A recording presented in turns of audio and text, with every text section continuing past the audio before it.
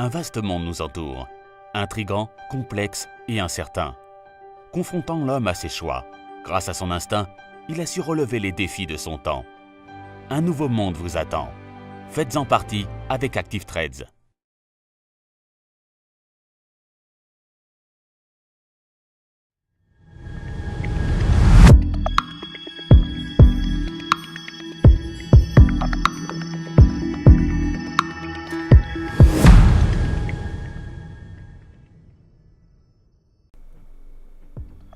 Bonjour à tous et bienvenue sur boursicoté.com pour cette nouvelle analyse technique Forex et matières premières. Et donc le mouvement haussier que l'on avait constaté hier sur la paire de devises euro-dollar qui s'était affranchi ici de l'ancienne zone de support qui était dans un premier temps résistance et puis au-dessus de laquelle on avait commencé à évoluer, a été recassé à la baisse. Alors d'un point de vue global, on voit bien ici la sortie de la dynamique haussière, mais il semblerait que nous soyons désormais dans une phase neutre dont on peut ici repositionner les zones de range avec ici la première zone ici sur la zone des 1.2160 et ici la zone de résistance sur 1.2530.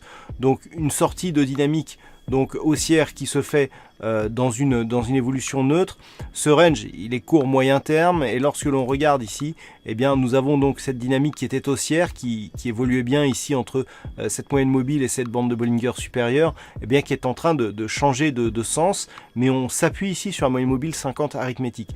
Donc ça reste encore un signal qui est assez indécis en termes directionnels. Il faudrait vraiment revenir ici sur cette zone des 1.2160, voire casser celle-ci pour repasser dans un flux baissier. Donc tant que ce n'est pas le cas, tant que les cours évoluent ici autour de la zone des 1.2335, eh bien on reste dans un flux qui se neutralise sur le court terme.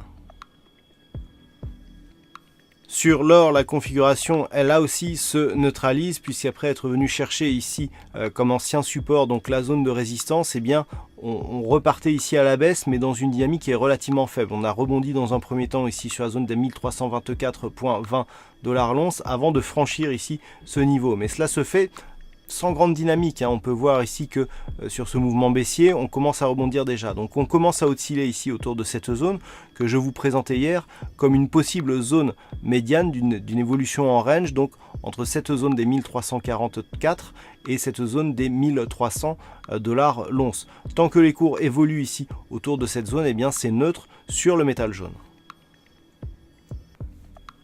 Et puis sur le WTI, après être revenu tester ici la zone des 62,60 $ le baril, les cours reviennent ici sur une précédente zone de point bas qui avait impulsé ici un double bottom sur cette phase.